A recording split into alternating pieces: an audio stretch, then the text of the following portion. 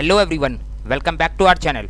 आज हम बात करेंगे हमारे बीकॉम प्रोग्राम और बीकॉम ऑनर्स के स्टूडेंट से। अगर आपके पास प्रिंसिपल ऑफ मार्केटिंग या फिर मार्केटिंग मैनेजमेंट नाम का सब्जेक्ट है तो ये वीडियो आपके लिए मोस्ट इंपॉर्टेंट वीडियो होने जा रही है। इस वीडियो के अंदर हम बिल्कुल लेटेस्ट सेशन 25-26 के आपके मार्केटिंग सब्जेक्ट के सिलेबस को देखेंगे। बहुत डिटेल डिस्कशन करेंगे कि आखिर आपको क्या पढ़ना है, किस तरीके से पढ़ना है, कितने यूनिट हैं, उसके अंदर कितने चैप्टर हैं, सबके ऊपर डिस्कशन होगा इस वीडियो के अंदर। आप चाहे किसी भी कॉलेज में हो, आपकी कोई भी यूनिवर्सिटी हो, अगर आप बीकॉम प्रोग्राम और बीकॉम ऑनर्स में हैं और आपके पास प्रिंसिपल ऑफ मार्केटिंग नाम का सब्जेक्ट है, फिर चाहे वो किसी भी सेमेस्टर में हो, किसी भी ईयर में हो, सिलेबस आपका सेम ही होने वाला है। तो आपको इस वीडियो को ध्यान से देखना है। वीडियो स्टार्ट करने से पहले एक बार चैनल को सब्सक्राइब कर देना, वीडियो को लाइक कर देना और बेल आइकन प्रेस कर देना। डिस्क्रिप्शन बॉक्स में आपको टेलीग्राम ग्रुप का लिंक मिलेगा, उसको जाके ज्वाइन कर लेना। तो अब अगर बात करें हमारे फर्स्ट चैप्टर की, तो मार्केटिंग के अंदर सबसे पहला चैप्टर आपको पढ़ना है इंट्रोडक्शन टू मार्केटिंग। इसके अंदर हम मार्केटिंग को समझते हैं कि आखिर मार्केटिंग क्या होता है। तो मार्केटिंग का मतलब हम देखेंगे, नेचर देखेंगे, इंपॉर्टेंस देखेंगे, स्कोप देखेंगे, scope of marketing. Total 4 topics हमारे इसके अंदर आते हैं: evaluation of marketing philosophies, service marketing और मार्केटिंग मिक्स। अब ये चैप्टर क्या कह रहा है, अगर मैं इसके बारे में आपको एक छोटा सा आइडिया दूं तो आप ध्यान से मेरी बात को सुनना। ये चैप्टर हमें मार्केटिंग के बेसिक्स के बारे में बताएगा कि आखिर मार्केटिंग क्या होती है। तो देखो, मार्केटिंग जो है वो सिर्फ एडवर्टाइजमेंट नहीं होता। हम लोग समझते हैं कि मार्केटिंग का मतलब है एडवर्टाइजमेंट, तो मार्केटिंग सिर्फ एडवर्टाइजमेंट नहीं होता, बल्कि उससे भी बहुत आगे की चीज़ होती है। मार्केटिंग का मतलब होता है कि हम ये पता लगाते हैं कि आखिर हमारे बायर्स को क्या चाहिए। हम जिस प्रोडक्ट से डील कर रहे हैं, जिस प्रोडक्ट का बिजनेस कर रहे हैं, क्या हमारे बायर्स को वही चाहिए?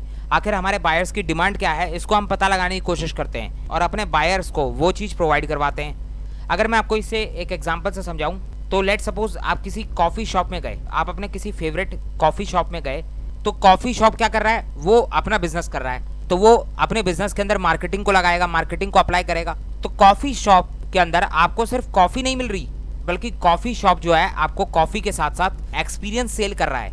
ऐसे इन्वायरमेंट में बैठ के कॉफ़ी पीने का एक्सपीरियंस, एकदम रिलैक्स होने का एक्सपीरियंस, कॉफ़ी शॉप की जिम्मेदारी है कि वो आपको हाई क्वालिटी प्रोडक्ट दे। तो कॉफ़ी शॉप के अंदर आपको क्या मिला? क्या सिर्फ कॉफ़ी मिली? नहीं, बल्कि एक एक्सपीरियंस मिला, एक रिलैक्सेशन मिलती है जहाँ पर आप आराम से अपनी टेंशन को दूर कर सकते हो। तो ये सब भी मार्केटिंग का हिस्सा है। एक ऐसा इन्वायरमेंट तैयार किया जाता है जहाँ पर आप रिलैक्स हो सको और इसके भी पैसे आपसे चार्ज करे जाते हैं। तो इन सबको मिलाकर मार्केटिंग बोला जाता है। तो ये सब मार्केटिंग का हिस्सा है। ये मैंने आपको एक छोटा सा एग्जांपल दिया। मार्केटिंग इससे कई गुना ज़्यादा बड़ी है, कई गुना ज़्यादा चीज़ें इसके अंदर कवर होती हैं। अगर हम बात करें मार्केटिंग मिक्स की, कंपनी जो है अपने प्रोडक्ट को सेल करने के लिए एक टूल का इस्तेमाल करती है जिसको हम मार्केटिंग मिक्स टूल बोलते हैं। मार्केटिंग मिक्स के अंदर आप 4 तरीके के पी को पढ़ोगे। एक होगा प्रोडक्ट, दूसरा होगा प्राइस, तीसरा होगा प्लेस और चौथा होगा प्रमोशन।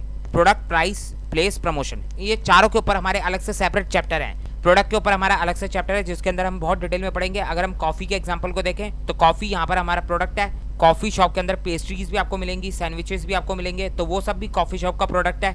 प्राइस की बात करें तो कॉफ़ी की जो कॉस्ट होगी, सैंडविचेस की जो कॉस्ट होगी, वो प्राइस के अंदर आ गई। प्राइस के अंदर प्रोडक्ट के प्राइस की बात होगी। प्लेस की बात करें तो कॉफ़ी शॉप वो प्लेस है जहाँ पर आपको प्रोडक्ट मिल रहा है, तो प्लेस के अंदर आपका फिजिकल लोकेशन आ गई कि कहाँ पर आपको प्रोडक्ट अवेलेबल है। उसके बाद बात करें प्रमोशन की, तो प्रमोशन के अंदर आ जाता है एडवर्टाइजमेंट। कॉफ़ी शॉप वाले अपना एडवर्टाइजमेंट करेंगे। एडवर्टाइजमेंट जो है फिजिकली भी हो सकता है, सोशल मीडिया, इंटरनेट के थ्रू भी हो सकता है। तो मार्केटिंग मिक्स के अंदर हमारे पास 4 पी होते हैं, याद रखना है आपको: प्रोडक्ट, प्राइस, प्लेस और प्रमोशन। तो समझ में आ गई बात। तो ये हो गया हमारा first chapter introduction to marketing, जिसके अंदर हम मार्केटिंग क्या होती है इसको समझते हैं, मार्केटिंग की फिलॉसफीज को देखते हैं, सर्विस मार्केटिंग क्या होती है वो देखते हैं और मार्केटिंग मिक्स देखते हैं। तो ये 4 बातें हम यहाँ पर देखेंगे। उसके बाद अगर मैं बात करूँ हमारे सेकंड चैप्टर की, तो सेकंड चैप्टर आता है हमारा मार्केटिंग इन्वायरमेंट। देखो, मार्केटिंग हो रही है बिजनेस की, तो जितनी बातें होंगी यहाँ पर बिजनेस से रिलेटेड होंगी। तो मार्केटिंग का एनवायरनमेंट का मतलब है यहाँ पर हम बिजनेस के एनवायरनमेंट की बात करेंगे। तो इसके अंदर हमारे 3 टॉपिक आते हैं। पहला टॉपिक होता है need of studying marketing environment, business को आखिर मार्केटिंग एनवायरनमेंट को स्टडी करना क्यों जरूरी होता है। दूसरा टॉपिक है हमारा माइक्रो एनवायरमेंटल फैक्टर। तो 2 तरीके के हमारे मार्केटिंग एनवायरनमेंट होते हैं, एक होता है माइक्रो एनवायरनमेंट, दूसरा होता है मैक्रो एनवायरनमेंट। माइक्रो एनवायरनमेंट के अंदर हमारी कंपनीज आती हैं, सप्लायर्स आते हैं, मार्केटिंग इंटरमीडिएटरीज आते हैं, कस्टमर्स आते हैं, कॉम्पिटिटर्स आते हैं, पब्लिक आती है। जबकि मैक्रो एनवायरमेंटल फैक्टर के अंदर हमारे डेमोग्राफिक आता है, इकोनॉमिक एनवायरनमेंट आता है, नेचुरल एनवायरनमेंट आता है, टेक्नोलॉजिकल एनवायरनमेंट आता है, पॉलिटिको लीगल एनवायरनमेंट आता है और सोशियो कल्चर एनवायरनमेंट आता है। तो अब ये सब क्या होता है, इसका अगर मैं आपको एक बेसिक आइडिया दूं तो आप ध्यान से सुनना। तो अगर बात करूं मार्केटिंग एनवायरनमेंट की, तो यहाँ पर बात हो रही है बिजनेस के एनवायरनमेंट की। बिजनेस के आसपास हर वो चीज जो बिजनेस को इफेक्ट कर रही है वो बिजनेस के लिए मार्केटिंग एनवायरनमेंट है। तो माइक्रो इन्वायरमेंट का मतलब है ऐसा इन्वायरमेंट जो बिजनेस को डायरेक्टली अफेक्ट कर रहा है, बिजनेस से ये डायरेक्टली रिलेटेड है।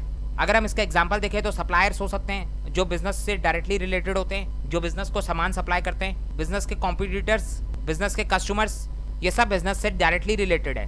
तो इनके अंदर कोई चेंजेस आना बिजनेस को डायरेक्ट अफेक्ट कर सकता है। जबकि अगर बात करूं मैक्रो एनवायरनमेंट की, तो मैक्रो एनवायरनमेंट के अंदर वो सारी चीज़ें आती हैं जो बिजनेस से डायरेक्टली रिलेटेड नहीं होती लेकिन इनडायरेक्टली रिलेटेड होती है। इसके अंदर आता है हमारा डेमोग्राफिक चेंजेस। डेमोग्राफिक चेंजेस का मतलब है लेट्स सपोज आपका जिस एरिया में कॉफ़ी शॉप है उस एरिया में यंग पीपल ज़्यादा हैं। अगर यंग पीपल ज़्यादा हैं तो वो क्या करेंगे, वो ज़्यादातर कॉफ़ी पियेंगे, तो आपकी कॉफ़ी की डिमांड ऑटोमेटिकली इंक्रीज कर जाएगी। जबकि अगर बात करूँ, अगर मान लो आपके कॉफ़ी शॉप के एरिया के आसपास यंग लोग चले गए और ओल्ड पीपल आ गए, तो उस केस में क्या होगा, आपकी कॉफ़ी शॉप की डिमांड कम हो जाएगी, क्योंकि जो ओल्ड पीपल होते हैं वो चाय ज़्यादा पीते हैं ना कि कॉफ़ी। उसी तरीके से इसके अंदर आ सकता है टेक्नोलॉजिकल फैक्टर। आज के टाइम पे टेक्नोलॉजी बहुत ज़्यादा अपग्रेड हो गई है, जिसकी वजह से आपके जो ऑर्डर है, आपके जो कॉफ़ी के ऑर्डर हैं, सैंडविचेस के ऑर्डर हैं, वो आपको मोबाइल ऐप में मिल जाते हैं। तो मोबाइल ऐप से भी आप अब ऑर्डर रिसीव करने लग गए। तो टेक्नोलॉजिकल फैक्टर भी आपके बिजनेस की डिमांड सप्लाई को अफेक्ट करता है। तो ये आते हैं आपके बिजनेस के मैक्रो इन्वायरमेंट के अंदर। तो माइक्रो इन्वायरमेंट के अंदर कौन आता है, वो लोग जो आपके बिजनेस से डायरेक्टली रिलेटेड है। जबकि मैक्रो इन्वायरमेंट के अंदर कौन आता है, वो लोग जो आपके बिजनेस से इनडायरेक्टली रिलेटेड है। तो समझ में आ रही है बात। अगर पॉलिटिको लीगल इन्वायरमेंट की बात करूँ तो इसके अंदर आप बात कर सकते हो गवर्नमेंट के रूल्स और रेगुलेशन, बिजनेस से रिलेटेड गवर्नमेंट जो रूल्स और रेगुलेशंस बनाती है, लॉस बनाती है, तो वो सब इसके अंदर आ जाता है। सोशियो कल्चर की बात करूँ तो आपका जिस एरिया में बिजनेस है, जिस स्टेट में बिजनेस है, वहाँ का कल्चर कैसा है, उससे भी आपके बिजनेस के ऊपर इफेक्ट आ सकता है। तो मार्केटिंग इन्वायरमेंट का मतलब है आपके बिजनेस के आसपास का इन्वायरमेंट जो आपके बिजनेस के ऊपर इंपैक्ट डालता है। उसके बाद बात करूँ थर्ड चैप्टर हमारा कंज्यूमर बिहेवियर। आपने सामान सप्लाई करना है कंज्यूमर को, तो अल्टीमेटली कंज्यूमर ही आपके बिजनेस का किंग है। बिजनेस के अंदर सब कुछ कंज्यूमर के हिसाब से करना पड़ता है। तो कंज्यूमर का बिहेवियर कैसा है, इसको हमें स्टडी करना बहुत जरूरी है, तभी आप उसके हिसाब से अपने प्रोडक्ट को तैयार कर पाओगे, कंज्यूमर के रिक्वायरमेंट के हिसाब से सर्विसेज प्रोवाइड करवा पाओगे। तो सबसे पहले हमें क्या पढ़ना है, need for studying consumer behaviour. तो सबसे पहले हमें ये देखना है कि आखिर हमें कंज्यूमर के बिहेवियर की स्टडी करना क्यों जरूरी है। उसके बाद हम देखेंगे stages in consumer buying decision process. फिर आता हमारा last factors influencing consumer buying decision. Consumer के बाय करने के डिसीजन को कौन कौन से फैक्टर्स जो हैं वो इन्फ्लुएंस करते हैं। ये तीन बातें हमें यहाँ पर देखनी है। तो इस चैप्टर का अगर मैं आपको थोड़ा सा आइडिया दूं कि आखिर इस चैप्टर के अंदर हमें पढ़ना क्या है, तो एक बात तो कंफर्म है कि हमें कंज्यूमर के बिहेवियर को समझना है कि आखिर कंज्यूमर क्यों बाय करता है और क्या बाय करता है, ये हमें समझना जरूरी है। तभी हम कोई नया बिजनेस स्टार्ट कर सकते हैं या फिर अपने एग्जिस्टिंग बिजनेस को आगे ले जा सकते हैं। अगर मैं इसका आपको एक एग्जांपल दूं तो लेट सपोज आपका स्मार्टफोन का बिजनेस है, आप जो है मोबाइल बेचते हो, स्मार्टफोन बेचते हो।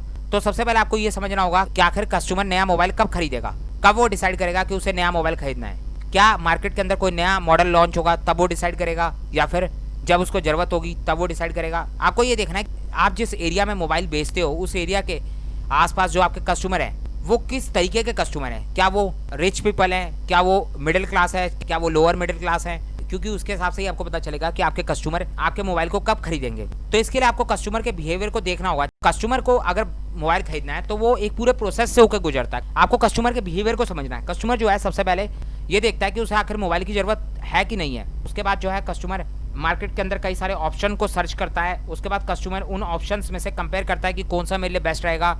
फिर फाइनली कस्टमर मोबाइल को परचेज कर लेता है। परचेज करने के बाद भी वो रुकता नहीं है। उसके बाद वो इस चीज़ को इवेल्युएट करता है कि जो मोबाइल मैंने खरीदा है क्या वो मेरी राइट चॉइस थी कि नहीं थी। अगर नहीं थी तो फिर मैं आगे से ध्यान रखूंगा, और अगर थी तो अगली बार भी मैं इसी प्रोसेस को फॉलो करूंगा। तो ये कुछ माइंडसेट होते हैं कस्टमर के, जिसे बोला जाता है कस्टमर बिहेवियर। तो बिजनेस को जो है कंज्यूमर बिहेवियर को समझना बहुत जरूरी होता है, तभी जाके कोई भी बिजनेस मार्केट के अंदर एग्जिस्ट कर पाता है। तो समझ में आ रही है बात। तो थर्ड चैप्टर होगा हमारा कंज्यूमर बिहेवियर। उसके बाद बात करूँ फोर्थ चैप्टर की, तो फोर्थ चैप्टर आता है हमारा मार्केट सिलेक्शन, या फिर मार्केट सेगमेंटेशन के नाम से भी कई जगह दिया होता है। इसके अंदर हम 4 टॉपिक पढ़ेंगे टोटल। पहला होता है मार्केट सिलेक्शन, जिसके अंदर हम एसटीपी के बारे में पढ़ते हैं। उसके बाद आता है हमारा मार्केट सेगमेंटेशन, फिर आएगा मार्केट टारगेटिंग, और फोर्थ होगा प्रोडक्ट पोजिशनिंग। तो टोटल 4 टॉपिक हमें इस चैप्टर के अंदर पढ़ने हैं। अगर बात करूँ मार्केट सिलेक्शन की या मार्केट सेगमेंटेशन की कि आखिर ये क्या होता है, तो देखो मार्केट सिलेक्शन का मतलब है कि बिजनेस ये डिसाइड कर रहा है कि आखिर उसे कौन से मार्केट के ऊपर फोकस करना है। मार्केट तो इतनी बड़ी है, उसके अंदर इतने सारे प्रोडक्ट हैं, तो आखिर हमें क्या बेचना है, हमें किस चीज़ का बिजनेस करना है, ये डिसाइड करना मार्केट सिलेक्शन कहलाता है। मार्केट सिलेक्शन के अंदर हम एक स्ट्रेटेजी को फॉलो करते हैं जिसका नाम है एसटीपी। एसटीपी का मतलब होता है सेगमेंटेशन, टारगेटिंग और पोजीशनिंग। तो एसटीपी आखिर में है क्या। एसटीपी जो है वो हमें ये श्योर करते हैं कि हमारा बिजनेस सही लोगों से बात कर रहा है, सही लोगों से डील कर रहा है और सही जगह मैसेज पहुंचाने में कामयाब है। तो अगर हमें अच्छे से बिजनेस करना है तो हमें एसटीपी को तो फॉलो करना ही होगा। सबसे पहले आता है हमारा एस का मतलब है सेगमेंटेशन। सेगमेंटेशन का मतलब होता है मार्केट का बंटवारा करना। आपको मार्केट को डिवाइड करना होगा। मार्केट बहुत बड़ी है, बहुत डाइवर्स मार्केट है, तो आपको उसको छोटे छोटे हिस्सों में डिवाइड करना होगा और उसके बाद फिर डिसाइड करना होगा कि आखिर आपको कौन से मार्केट को टारगेट करना है। अगर मैं बात करूं क्लोथिंग मार्केट की, तो क्लोथिंग मार्केट में भी आप हर तरीके के क्लोथ अवेलेबल नहीं करवा सकते। बच्चों के क्लोथ अलग होते हैं, टीनेजर्स के क्लोथ अलग होते हैं, ओल्ड पीपल्स के क्लोथ अलग होते हैं, यंग पीपल्स के क्लोथ अलग होते हैं। तो हर किसी के अलग अलग टाइप के क्लोथ होते हैं, उसके हिसाब से उसकी डिमांड होती है। टीनेजर्स के अंदर जो है ट्रेंडिंग क्लोथ की डिमांड होती है, अफोर्डेबल क्लोथ्स की डिमांड होती है, जबकि यंग पीपल जो है वो प्रोफेशनल क्लोथ्स की डिमांड करते हैं। सीनियर सिटीजन्स जो है वो ऐसे क्लोथ्स मांगेंगे जो कंफर्टेबल होंगे, ईजी टू वियर होंगे। तो हर किसी की अपनी अपनी डिमांड है। तो सबसे पहले आप क्या करोगे, सेगमेंटेशन के अंदर मार्केट का डिवीजन करोगे। अगर आपका क्लोथिंग बिजनेस है या फिर आपने क्लोथिंग बिजनेस के अंदर जाना है तो आप देखोगे कि 3-4 तरीके के अलग अलग ग्रुप हैं। बच्चों का अलग ग्रुप है, टीनेजर्स का अलग ग्रुप है, यंग पीपल का अलग ग्रुप है और सीनियर पीपल का अलग ग्रुप है। 4 आपके सामने ग्रुप आ गए। तो ये आपने क्या करा, आपने सेगमेंटेशन कर दिया एज के हिसाब से। आप चाहे तो लाइफस्टाइल के हिसाब से भी सेगमेंटेशन कर सकते हो, rich people, middle class, lower middle class people, poor people, इस तरीके से भी आप सेगमेंटेशन कर सकते हो। तो सबसे पहले आप सेगमेंटेशन करोगे अपने बिजनेस का, उसके बाद आप टारगेट करोगे कि आखिर आपको कौन से बिजनेस को टारगेट करना है। आप डिसाइड करोगे कि आपको किन लोगों के लिए क्लोथ्स प्रोवाइड करवाने हैं। आपके पास अगर बहुत सारा पैसा है, आपके पास कैपिटल बहुत ज़्यादा है, तो आप जो है सभी के लिए क्लोथ प्रोवाइड करवा सकते हो। लेकिन उसके लिए भी आपको अलग अलग सेक्शंस में क्लोथ प्रोवाइड करवाने होंगे ताकि कस्टमर्स को खरीदने में आसानी हो। जैसे आपने मॉल्स में देखा होगा, अलग अलग सेगमेंट्स होते हैं। बच्चों के लिए अलग सेगमेंट होता है, बड़ों के अलग सेगमेंट होता है। अगर आपके पास कैपिटल कम है तो आप एक पर्टिकुलर सेगमेंट में जाओगे। हो सकता है आप अपने बिजनेस के अंदर, अपनी शॉप के अंदर सिर्फ बच्चों के क्लोथ रखो, या फिर जो है आप सिर्फ टीनेजर्स के क्लोथ रखो, या फिर आप सिर्फ सीनियर पीपल्स के लिए क्लोथ रखो। तो वो तो डिपेंड करता है आपके एरिया में किस टाइप के लोग हैं। आपने मार्केटिंग एनवायरनमेंट पढ़ा होगा, आपने अपने आसपास के एनवायरनमेंट को स्टडी कर लिया होगा। उसके बाद आप डिसाइड करोगे कि आपको किसके लिए क्लोथ रखना है। तो आप किस टाइप का बिजनेस करोगे, किस सेगमेंट में बिजनेस करोगे, किस कस्टमर को टारगेट करोगे, ये सब आपके बिजनेस के एनवायरनमेंट के ऊपर डिपेंड करता है कि आप किस एरिया में बिजनेस कर रहे हो, किस सोसाइटी में बिजनेस कर रहे हो, उस सोसाइटी में किस टाइप के लोग हैं, किस तरीके के लोग हैं, वहाँ किस तरीके के प्रोडक्ट की डिमांड है, उसके हिसाब से आप बिजनेस को, सेगमेंट को टारगेट करते हो। उसके बाद बात करूँ अगर एसटीपी के अंदर पी की, पोजीशनिंग की, तो पोजीशनिंग का मतलब हो गया कि एक बार आपने डिसाइड कर लिया कि आपको कौन से प्रोडक्ट को टारगेट करना है, उसके बाद आप अपने प्रोडक्ट की पोजीशनिंग करोगे, लोगों के माइंड में अपने प्रोडक्ट की इमेज बनवाओगे, अपने प्रोडक्ट का ब्रांड क्रिएट करोगे। आप इस तरीके से अपने प्रोडक्ट की ब्रांडिंग करोगे कि अगर आपके एरिया के कस्टमर को कोई भी चीज चाहिए तो वो सिर्फ आपकी दुकान में आए। आप कंपटीशन से डील करोगे। आप ये देखोगे कि आखिर आप अपने कॉम्पिटिटर के मुकाबले कस्टमर को क्या एक्स्ट्रा दे रहे हो, ऐसा क्या है आपकी ब्रांड में जो कस्टमर जो है आपके कॉम्पिटिटर के पास ना जाते हुए आपके पास आए। तो आपको क्लियरली मैसेज देना होगा अपने कस्टमर को कि क्यों कस्टमर आपके प्रोडक्ट को ही बाय करें। इसके लिए आप एडवर्टाइजमेंट भी करोगे, अलग अलग तरीके के एड्स निकालोगे, अपनी प्रोडक्ट की क्वालिटी के बारे में बात करोगे। तो 3 चीजें बहुत जरूरी हैं। सबसे पहले मार्केट का सेगमेंटेशन, उसके बाद टारगेटिंग कि आखिर इतने सारे सेगमेंट में से हमें कौन सा सेगमेंट चूज करना है, कौन से तरीके के कस्टमर को टारगेट करना है। उसके बाद एक बार आप टारगेटिंग डिसाइड कर लो, उसके बाद आपको अपने प्रोडक्ट की पोजीशनिंग करनी है, यानी अपने प्रोडक्ट को ब्रांड बनाना है। तो समझ में आ गई बात। तो ये बात होती है मार्केट सिलेक्शन की, मार्केट सेगमेंटेशन की। उसके बाद बात करूँ मैं 5th चैप्टर की। तो 5th चैप्टर हमारा प्रोडक्ट डिसीजन। यहाँ पर प्रोडक्ट से रिलेटेड डिसीजन लिए जाते हैं। इसके अंदर हमारे पास कई सारे टॉपिक आते हैं। Concept and classification, level of product, design value, product mix, branding भी इसी के अंदर आती है। प्रोडक्ट की ब्रांडिंग करी जाती है, types, significance, quality of good brand name, packaging, labelling, product support service. तो प्रोडक्ट से रिलेटेड जितनी बातें होंगी वो सब हम इसके अंदर देखेंगे। ये हमारा पहला पी है। मैंने आपको बताया था मार्केटिंग मिक्स के अंदर हमें 4 पी पढ़ने हैं, प्रोडक्ट, प्राइस, प्लेस और प्रमोशन। पहला पी है हमारा प्रोडक्ट, दूसरा पी आएगा हमारा यहाँ पर प्राइस, यहाँ पर देखो प्राइस आएगा। तीसरा पी आएगा हमारा प्लेस, जिसको बोलते हैं हम डिस्ट्रीब्यूशन डिसीजन। ये हमारा प्लेस है, हमें बता रहा है कि आखिर कौन से प्लेस पे आप अपने प्रोडक्ट को डिस्ट्रीब्यूट करोगे। तो ये हमारा तीसरा पी है।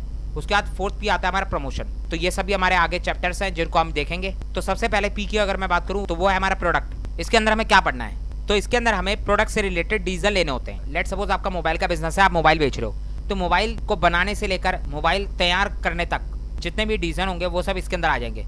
मोबाइल की ब्रांडिंग का, आपके प्रोडक्ट की ब्रांडिंग का डिसीजन भी इसी के अंदर आ जाएगा कि आखिर आपके प्रोडक्ट का ब्रांड का नाम क्या होगा, आपके प्रोडक्ट का नाम क्या होगा। आपको एक ऐसा नाम अपने प्रोडक्ट के लिए चूज करना है जिसको अगर कस्टमर सुने तो तुरंत उनके दिमाग में आपके प्रोडक्ट की इमेज आ जानी चाहिए। नाम ऐसा होना चाहिए जो आसानी से कस्टमर प्रोनाउंस कर पाए। पैकेजिंग की अगर बात करूं तो पैकेजिंग और लेबलिंग भी इसी के अंदर आ जाता है। आपको अपने प्रोडक्ट की अट्रैक्टिव पैकेजिंग करनी होती है। अगर मैं एग्जांपल दूं इसके लिए जूस बॉक्स का, तो जूस के जो बॉक्स आता है जिसके अंदर पैक जूस आता है, तो उसकी पैकेजिंग देखो कितनी अट्रैक्टिव होती है। पैकेजिंग देखते ही आप बता सकते हो कि इसके अंदर क्या चीज है। आपकी प्रोडक्ट की पैकेजिंग कस्टमर को अट्रैक्ट करनी चाहिए, उसके लिए आप ब्राइट कलर्स का इस्तेमाल कर सकते हो। लेबलिंग का मतलब होगा कि प्रोडक्ट के अंदर जितने भी इंग्रेडिएंट्स हैं वो सारे के सारे आपके पैकेजिंग के अंदर बाहर से लिखे होने चाहिए, उनकी एक लिस्ट बनी होनी चाहिए। तो प्रोडक्ट से रिलेटेड चाहे उसकी पैकेजिंग हो, चाहे उसकी ब्रांडिंग हो, ब्रांड नेम हो, उससे रिलेटेड जितने भी डिजाइन होते हैं वो सारे हमारे प्रोडक्ट डिजाइन वाले चैप्टर के अंदर आ जाते हैं। उसके बाद अगर बात करूं न्यू डेवलपमेंट प्रोडक्ट की, तो ये भी हमारा पहला पी है, यानी प्रोडक्ट, जिसके अंदर हम देखते हैं कि आखिर हम नए प्रोडक्ट को कैसे लॉन्च करें। या तो आप नया बिजनेस करोगे या फिर आप अपने एग्जिस्टिंग बिजनेस के अंदर ही किसी नए प्रोडक्ट को लॉन्च करना चाहते हो, तो उसके लिए आप प्लानिंग कैसे बनाओगे वो सब इस चैप्टर के अंदर हम देखते हैं। अगर न्यू प्रोडक्ट डेवलपमेंट की मैं बात करूं तो कंपनी को किसी भी नए प्रोडक्ट को लॉन्च करने से पहले ये देखना होता है कि आखिर उसकी मार्केट में जरूरत है कि नहीं है। तो कोई भी नया प्रोडक्ट लॉन्च कैसे होता है, सबसे पहले कंपनी के दिमाग में आइडिया आता है। सबसे पहले तो आइडिया आएगा, फिर उस आइडिया के ऊपर काम करा जाएगा। सबसे पहले आइडिया जनरेट होता है कि आखिर हम इस तरीके का प्रोडक्ट लॉन्च कर सकते हैं। आइडिया तो कई सारे आ सकते हैं, तो जितने भी आइडिया होते हैं तो उन सबको एक साथ इकट्ठा कर लिया जाता है। हर कोई अपना अपना अलग अलग आइडिया देता है। कंपनी के अंदर हर किसी को काम पे लगा दिया जाता है कि सबको नए नए आइडिया सोचने हैं कि आखिर हम नया प्रोडक्ट लॉन्च करना चाहते हैं। लेट्स सपोज हम जो है कोई नया स्नैक लॉन्च करना चाहते हैं। आपका कोई स्नैक बेचने का बिजनेस है, आप जो है किसी नए स्नैक को मार्केट में लाना चाहते हो, तो आप डिसाइड करते हो कोई हेल्दी स्नैक्स को मैं मार्केट में लेके आऊं। तो आपके पास उसके अंदर भी कई सारे ऑप्शन होते हैं कि आप ग्लूटेन फ्री कोई प्रोटीन स्नैक मार्केट में लेके आओगे, या फिर जो है फ्रूट एंड नट्स का कोई स्नैक लेके आओगे, या कोई वेजिटेबल चिप्स लेके आओगे। तो कई सारे आपके पास ऑप्शंस है। तो सबसे पहले आप आइडिया लेते हो, अलग अलग आइडिया लेते हो। उसके बाद उस आइडिया का रिव्यू करते हो, आइडिया की स्क्रीनिंग करते हो कि आखिर इनमें से कौन सा आइडिया बेस्ट रहेगा। आपने आइडिया की स्क्रीनिंग कर ली, आइडिया का रिव्यू कर लिया, उसके बाद आप उसका डिटेल प्लान बनाओगे, डिटेल उसकी प्लानिंग करोगे कि ये वाला आइडिया बढ़िया है, इसको लेकर आगे काम करा जाए, इसका डिटेल प्लान बनाया जाए, देखा जाए आखिर इस प्रोडक्ट को लेकर हमारे टारगेटिंग कस्टमर कौन कौन से हैं। तो उसके लिए आप काम करोगे। उसके बाद उस प्रोडक्ट को लेकर मार्केटिंग स्ट्रेटेजी बनाओगे, देखोगे कि आखिर वो प्रोडक्ट कहाँ कहाँ पर सप्लाई करा जा सकता है, किस जगह करा जा सकता है, उसको लेकर किस तरीके की एडवर्टाइजमेंट किया जा सकता है। फिर ये देखोगे कि आखिर सारा खर्चा करने के बाद क्या ये प्रोडक्ट हमारे लिए बेनिफिशियल होगा। हमें एडवर्टाइजमेंट को भी ध्यान में रखना है, प्रोडक्ट बनाने की कॉस्ट को भी ध्यान में रखना है, प्रोडक्ट के ऊपर जो रिसर्च और डेवलपमेंट का खर्चा हुआ है उसको भी ध्यान में रखना है। तो कई सारी बातें हमें ध्यान में रखनी है। और फिर हमें देखना है कि क्या ये प्रोडक्ट फाइनेंशियली वाइबल होगा कि नहीं होगा, क्या इसको बनाकर हमें प्रॉफिट होगा कि नहीं होगा। उसके बाद प्रोडक्ट डेवलपमेंट के ऊपर आप काम करोगे। अगर आपको लगता है प्रोडक्ट जो है आपके लिए प्रॉफिटेबल है तो आप प्रोडक्ट का डेवलपमेंट करना शुरू करोगे, फिजिकली प्रोडक्ट को बनाना शुरू करोगे। उसके लिए फैक्ट्री लगाओगे, अलग अलग फ्लेवर्स में, अलग अलग टेक्सचर्स में प्रोडक्ट बनाओगे और टेस्ट करोगे कि आखिर एक्यूरेट टेक्सचर कौन सा है प्रोडक्ट का जिसको हम मार्केट में बेच सकें। एक बार प्रोडक्ट तैयार हो जाता है उसके बाद उसकी मार्केट के अंदर टेस्टिंग होती है। हाँ, बहुत स्मॉल लेवल पर टेस्ट करा जाता है, एक लिमिटेड एरिया में प्रोडक्ट सप्लाई करा जाता है ताकि देखा जाए कि आखिर कस्टमर का एक्चुअल रिएक्शन कैसा है, कस्टमर हमारे प्रोडक्ट को कैसा रिव्यू दे रहे हैं, कैसा फीडबैक हमें कस्टमर से मिल रहा है उसको देखा जाता है। अगर फीडबैक अच्छा आता है, रिव्यू अच्छा आता है, तो फाइनली प्रोडक्ट को जो है फुल स्केल पर लॉन्च कर दिया जाता है। बड़े लेवल पर उसकी मैन्युफैक्चरिंग शुरू हो जाती है, बड़े लेवल पर उसकी मार्केटिंग शुरू हो जाती है। तो ये हमारे कुछ स्टेप होते हैं जिनको हम फॉलो करते हैं किसी भी नए प्रोडक्ट को लॉन्च करने के लिए। तो ये होता है किसी भी न्यू प्रोडक्ट के डेवलपमेंट का प्रोसेस। उसके बाद अगर बात करूँ प्रोडक्ट लाइफ साइकिल, तो किसी भी प्रोडक्ट की एक लाइफ साइकिल होती है जिसको हम 4 स्टेजेस में डिवाइड करते हैं। पहला होता है इंट्रोडक्शन, कोई भी प्रोडक्ट नया नया आता है मार्केट के अंदर। उसके बाद सेकंड होता है उसका ग्रोथ, फिर उसके बाद वो उसकी ग्रोथ होती है, फिर वो मैच्योर होता है, मैच्योरिटी पे आता है और फाइनली डिक्लाइन हो जाता है। ये बात हो रही है डिमांड की। कोई भी नया प्रोडक्ट मार्केट में आता है तो सबसे पहले उसका इंट्रोडक्शन होता है, फिर उसकी ग्रोथ होती है, उसकी डिमांड बढ़ती जाती है, फिर एक टाइम आता है जब उसकी डिमांड मैक्सिमम लेवल पे चले जाती है, मैच्योरिटी लेवल पे चले जाती है, प्रोडक्ट मैच्योर हो जाता है और फाइनली ऐसा वक्त भी आता है जब प्रोडक्ट की डिमांड डिक्लाइन हो जाती है। तो ये होता है हमारा प्रोडक्ट लाइफ साइकिल। उसके बाद बात करूँ नेक्स्ट चैप्टर की, वो है हमारा प्राइसिंग डिसीजन। यह हमारा दूसरा पी जो कि है प्राइस। यहाँ पर हम प्रोडक्ट के प्राइस को लेकर डिसीजन लेते हैं। इसके अंदर हम ऑब्जेक्टिव्स देखेंगे, factors affecting price of a product देखेंगे, प्राइसिंग मेथड्स देखेंगे और प्राइसिंग स्ट्रेटेजीज देखेंगे। अगर प्राइसिंग डिसीजन की बात करूं तो बिजनेस के अंदर सबसे इंपॉर्टेंट चीज होती है प्रोडक्ट का प्राइस। हमारे पास कई सारे ऑप्शन होते हैं कि हम चाहें तो प्रोडक्ट का प्राइस हाई भी रख सकते हैं। अगर हम प्रोडक्ट का प्राइस हाई रखते हैं तो इससे जो है ऐसा लगता है कि प्रोडक्ट जो है लग्जरी है, प्रीमियम क्वालिटी का है। अगर प्राइस लो रखते हैं तो उससे क्या होगा, ज़्यादा कस्टमर हमारे पास अट्रैक्ट होंगे। तो हमारे पास कई सारे ऑप्शन होते हैं कि हम प्रोडक्ट प्राइसिंग डिसीजन ले सकें। कई सारी स्ट्रेटेजीज होती हैं जिसके हिसाब से प्रोडक्ट का प्राइस डिसाइड करा जाता है। अगर मैं कुछ स्ट्रेटेजीज की बात करूं तो एक होती है स्कीमिंग स्ट्रेटेजी, जिसको हम प्राइस स्कीमिंग भी बोलते हैं, जिसके अंदर जो है स्टार्टिंग में प्रोडक्ट का प्राइस हाई रखा जाता है। लेट सपोज कोई नया स्मार्टफोन, नया मॉडल का स्मार्टफोन मार्केट में आया है तो उसका प्राइस स्टार्टिंग में हाई रखा जाता है, उसके बाद धीरे धीरे उसका प्राइस लो कर दिया जाता है। तो इसे बोलते हैं स्कीमिंग स्ट्रेटेजी। कि पहले प्राइस हाई है, उसके बाद धीरे धीरे उसका प्राइस कम कर दिया जा रहा है। तो प्राइस डिसाइड करने का एक तरीका है कि हम स्कीमिंग स्ट्रेटेजी को फॉलो करें, या फिर हम जो है पेनिट्रेशन प्राइसिंग स्ट्रेटेजी को भी फॉलो कर सकते हैं, जिसके अंदर प्रोडक्ट का प्राइस स्टार्टिंग से ही लो रखा जाता है, ताकि जो है हम लार्ज स्केल में, बड़े स्केल में कस्टमर्स को अट्रैक्ट कर सकें और स्टार्टिंग से ही हम एक सिग्निफिकेंट मार्केट को कैप्चर कर लें।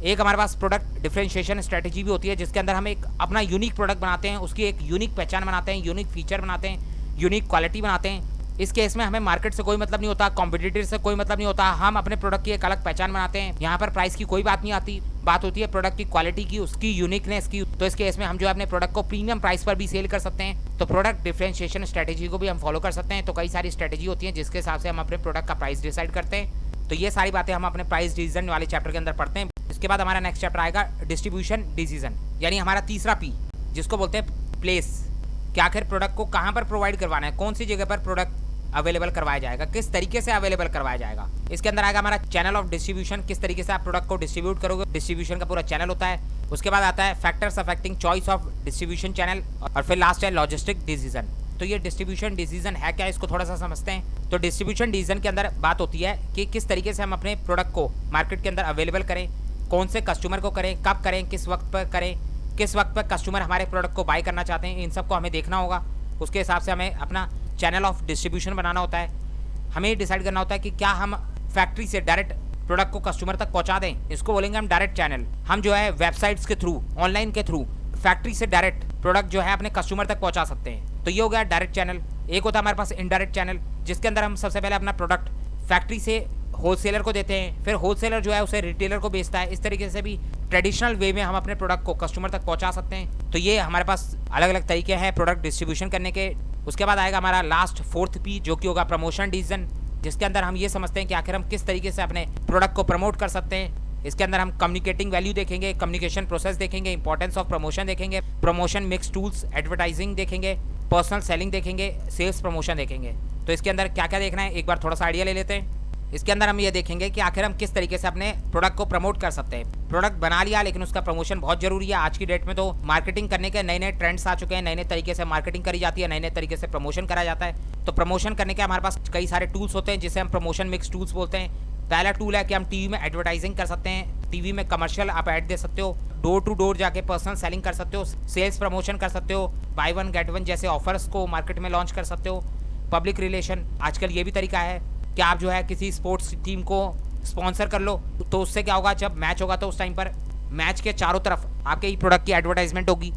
डिजिटल मार्केटिंग सबसे बढ़िया तरीका, आप जो है सोशल मीडिया पे अपने प्रोडक्ट की मार्केटिंग कर सकते हो। तो ये सब हमारे प्रमोशन के टूल हैं, advertising, personal selling, sale promotion, public relation, digital marketing. तो ये होगा हमारा 9th चैप्टर, जिसके अंदर हम प्रमोशन से रिलेटेड डिसीजन लेते हैं। इसके अंदर हम पब्लिक रिलेशन भी देखेंगे, publicity, direct marketing, integrated marketing, communication भी देखेंगे। तो ये सब भी प्रमोशन के अंदर ही कवर हो जाता है। उसके बाद हमारा एक लास्ट चैप्टर आता है डेवलपमेंट इन मार्केटिंग। मार्केटिंग का डेवलपमेंट हो रहा है आज की डेट में, अलग अलग तरीके से मार्केटिंग के टूल आ रहे हैं, नए नए तरीके से मार्केटिंग हो रही है। डिजिटल मार्केटिंग हो रही है, अभी मैंने आपको बताया, सोशल मार्केटिंग भी होती है, रूरल मार्केटिंग भी होती है, और सस्टेनेबल मार्केटिंग भी होती है।